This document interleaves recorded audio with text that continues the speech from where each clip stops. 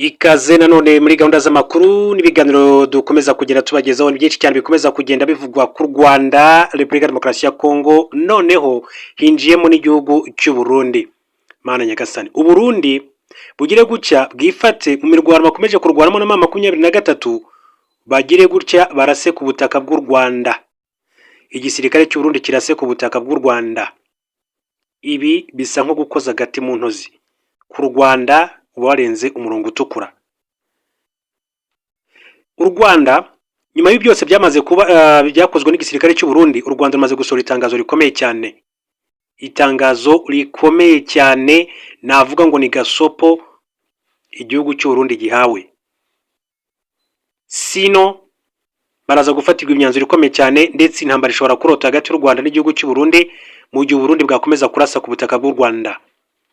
Minisitiri w'ububanyi n'amahanga n'ubutwererane akaba Ambasaderi Olivier Nduhungire mukuru wa diplomasi y'u Rwanda, uyu muramwibuka ko yakoze akazi gakomeye cyane mu masezerano u Rwanda uretse kugirana na Repubulika ya Demokarasi ya Kongo, amaze kuvuga amagambo akomeye cyane ku gihugu cy'u Burundi.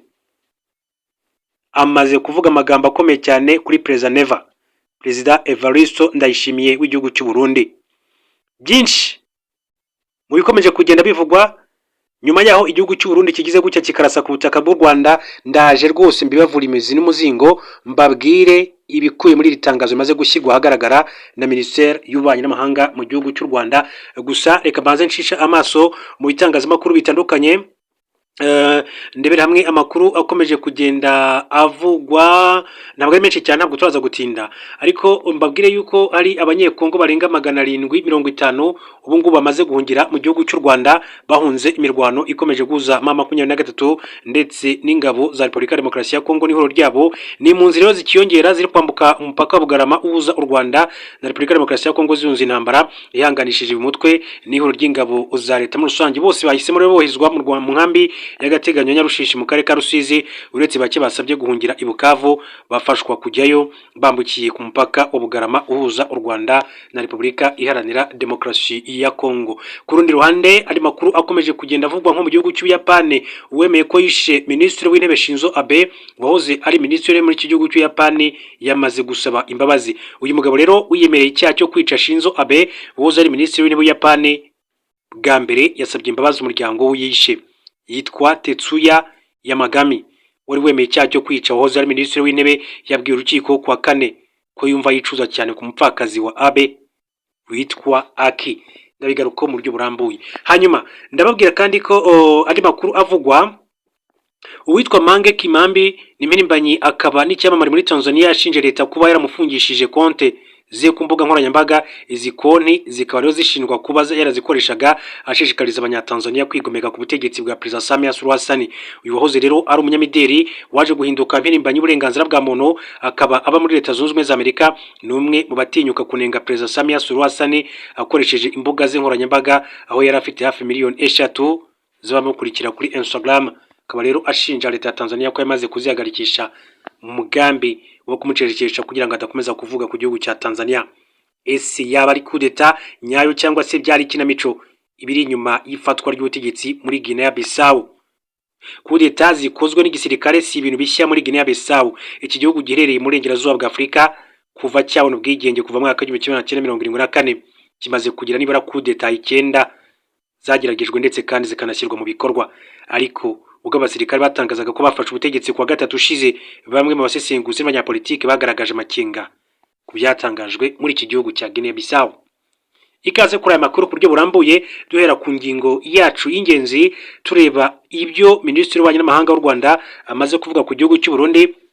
Yitwa Olivier Jean Patrick Nduhungire, akaba rero ahamya ko gushyira hamwe ko akarere bigoye mu gihe u Burundi bwenyegeza intambara. Minisitiri w'Ububanyi n'Amahanga n'ubutwererane Ambasaderi Olivier Nduhungire yatangaje ko gushyira hamwe kw'akarere bigoye mu gihe u Burundi bukomeje kwenyegeza intambara yo mu burasirazuba bwa Repubulika ya Demokarasi ya Kongo. Yabitangarije umuyoboro wa YouTube Agasaro Kaburaga nyuma y'aho tariki ya 4 Ukuboza 2025 u Rwanda na RDC bigiranye amasezerano y'ubufatanye bw'akarere mu bukungu bifashijwemo na Leta Zunze Ubumwe za Amerika. Aya masezerano avuga ku bufatanye mu mishinga irimo wo kubaka urugomero rw'amashanyarazi rwa Rusizi ya gatatu uhuza u Rwanda, RDC n'u Burundi, ruzaba rufite ubushobozi bwo gutunganya ingufu za megawati 206. Ubwo aya masezerano yasinywaga, Perezida w'u Burundi Evariste Ndayishimiye yari mu batangabuhamya b'uyu muhango bari muri Amerika yavuze ko u Rwanda RDC n'igihugu cye bikwiye gukomeza imishinga bihuriyeho ishingiye ku masezerano agenga umuryango w'akarere k'ibiyaga bigari. Minisitiri Nduhungirehe yatangaje ko mbere yo kuvuga ibijyanye n'ubufatanye bushingiye kuri uyu muryango ari ngombwa ko leta y'u Burundi itanga umusanzu wo kugarura amahoro mu burasirazuba bwa RDC aho kwenyegeza intambara. Ati kandi rero ibyo tubona hariya iburasirazuba bwa Kongo cyane cyane muri Kivu y'Amajyepfo nuko ahubwo leta y'u Burundi ariyo ishyira amavuta ku muriro kuko yohereje ingabo nyinshi cyane muri iriya ntambara muri ya ntara. Ubu ngubu rero ati zikaba 2020 kuko bohereje n'izindi ngabo nyinshi cyane muri iyi minsi ishize. Minisitiri Nduhungirehe yashinje ingabo z'u Burundi kugota ibice bituwe n'abanyamurenge mu ntara ya Kivu y'Amajyepfo zifatanyije n'iza RDC zibabuza kujya ku masoko ndetse no kubibasira muri rusange. Ati rero nta kuntu waba uteza umutekano muke muri Kivu y'Amajyepfo hanyuma ngo uze hano i Washington DC utubwire ko tugomba gushyira hamwe, twashyira hamwe dutese kandi ingabo z'u Burundi ziri mu ngabo ziteza umutekano muke mu karere zinabuza imitwe ishyamiranye gushyira mu bikorwa amasezerano yemejwe i Doha. Minisitiri Nduhungirehe yatangaje ko leta ya RDC n'u Burundi nta bushake bwa politike zifite bwo kubahiriza amasezerano y'agahenge kuko ingabo zazo zikomeje kugaba ibitero, agaragaza ko intambara ihagaze ubufatanye bw'akarere bwakoroha. Kuva tariki ya 2 kugeza tariki ya 5 Ukuboza ingabo z'u Burundi zifatanyije n'iza RDC n'imitwe y'abazarendo byagabye ibitero bikomeye cyane mu bice byo muri Kivu y'Amajyepfo bigenzurwa na Alliance Fleuve Congo M23 birimo Kamanyora, Katogota na Kaziba. Inzu nyinshi zarasenywe, abaturage baricwa, benshi barakomereka, abandi barahunga. Ubuyobozi bw'akarere ka Rusizi bwatangaje ko abanyekongo barenga 750 bahungiye mu Rwanda kugeza tariki ya 5 Ukuboza baturutse mu bice birimo Kamanyora bacumbikirwa mu nkambi y'agateganyo ya Nyarushishi mu karere ka Rusizi mu burengerazuba bw'u Rwanda. Hanyuma rero andi makuru aravuga ko uwitwa Lieutenant Colonel ni mu ngabo z'igihugu cy'u Burundi Atanaze Minani. Uyu mugabo rero biravugwa ko yari umuyobozi wa bato ya 8 ingabo z'u Burundi ziri kurwanya mu burasirazuba bwa Repubulika ya Demokarasi ya Kongo. Bivugwa ko yishwe arashwe n'umutwe wa AFC 23. N'amakuru yatangiye gucicikana ku mugoroba wo ku itariki ya 5 Ukuboza 25 aho bivugwa ko yaguye mu mirwano yahitanye n'abandi basirikare benshi cyane b'u Burundi mu gace ka Ruvungi barwana ku ruhande rw'ingabo za Repubulika ya Demokarasi ya Kongo FARDC bahanganye na AFC 23.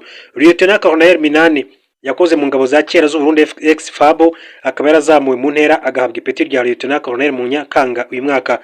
Mu bemeje amakuru y'urupfu rwe harimo impirimbanyi y'uburenganzira bwa muntu mu Burundi ndetse akaba n'umuyobozi w'umuryango Focode Pacifique Nahazwe ubitangarije ku rukuta rwa X.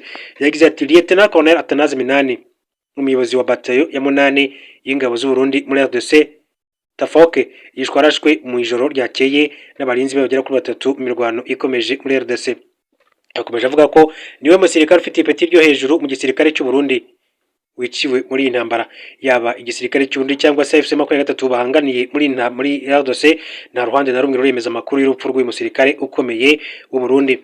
Mu ntangiriro z'ukwezi gushize nibwo ihuriro ry'ingabo za Repubulika ya Demokarasi ya Kongo FARDC byasubukuye imirwano ikomeye cyane ibice bitandukanye by'intara Kivu y'Amajyepfo. Makuru yizewe agera kuri kimwe mu bitangazamakuru bikorera imbere mu Rwanda avuga ko AFC 23 yamenye ko ingabo za RDC z'u Burundi na Wazalendo bigiye kwigaba ibitero muri Kamanyora ifata icyemezo cyo kubatanga kurasa. Umuntu wa hafi y'ubuyobozi bukuru bwa AFC 23 yasobanuye ko ibisasu byumvikanye mu gitondo cya tariki ya 2 Ukuboza byarashwe n'abarwanyi babo kandi ko byahungabanyije bikomeye cyane ihoro rya leta ya RDC. Uwo munsi ingabo za RDC n'iz'u Burundi nazo zarashe muri centre ya Kamanyora imaze hafi amezi 10 igenzura AFC 23. Ibisasu byazo bisenya inzu z'abaturage n'ibikorwa remezo, hapfuye abaturage 3 abandi barakomereka.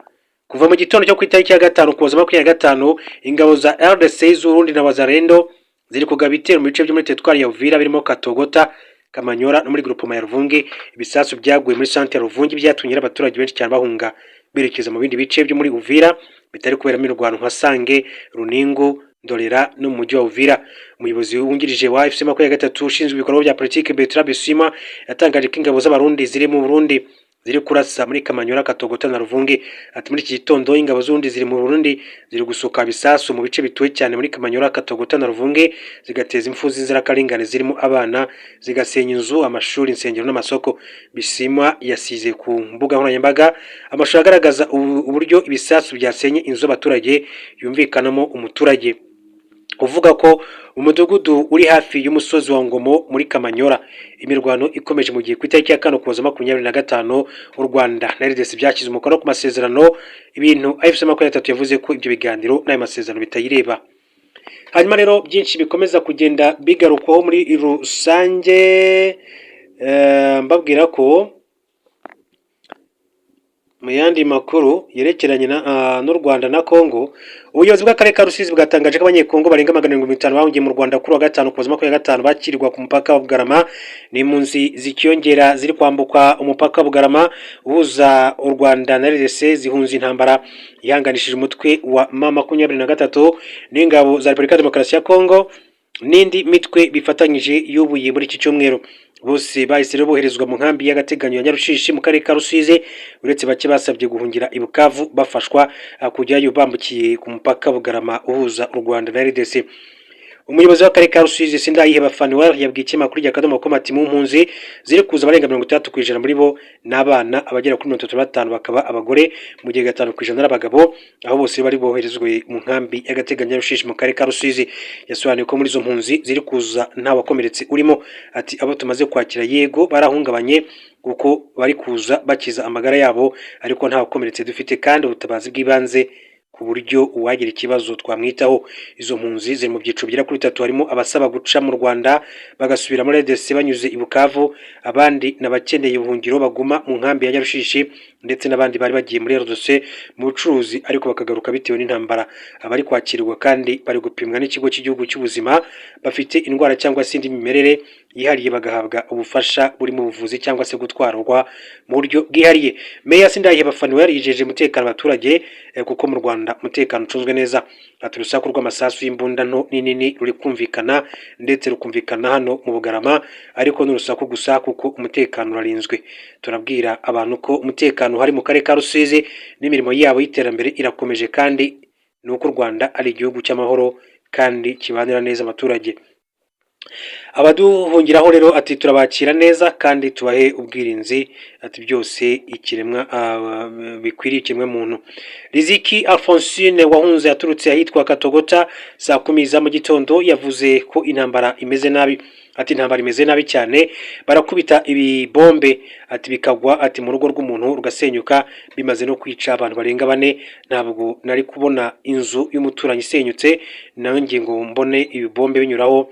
Ati Magume Mahombi Lacheur warutuye Irumba muri Kamanyora wahunganye n'umugabo n'abana 5 yavuze ko nawe yaje ahunga intambara.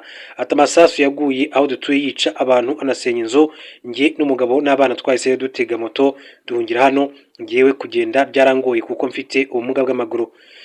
Mahombi yavuze ko basize rero inzu irimo byose ikamanyora ku buryo yifuza ko amahoro yagaruka bagasubira mu byabo nk'uko yakomeje kugenda abigarukaho muri rusange.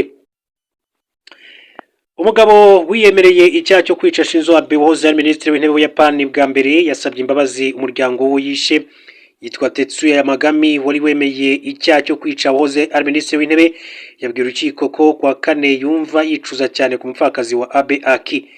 Yamagami yakoresheje imbunda yakorewe mu rugo rwe arasa Abe mu gihe yari mu gikorwa cyo kwiyamamaza mu mujyi wa Nara mu burengerazuba bw'Ubuyapani ku itariki ya 8 Nyakanga 2022. Icyo gihe yahise apfira mu bitaro uwo munsi.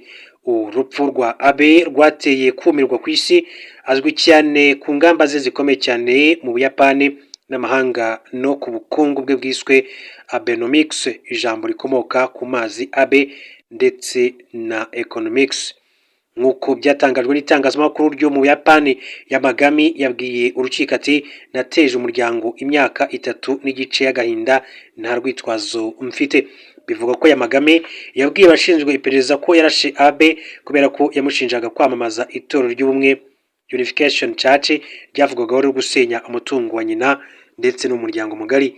Ibyo Yamagami kandi yavuze byatumye rero hatagira iperereza ku itorero ry'ubumwe. Iperereza ryatangiriye muri Korea y'Epfo kandi rizwiho gukora ubukwe bwa rusange bwo mu kivunge. Mu kwezi kwa Werurwe kwa 3 mwaka, urukiko rw'i Tokyo rwategetse ko iryo torero rihagarikwa burundu.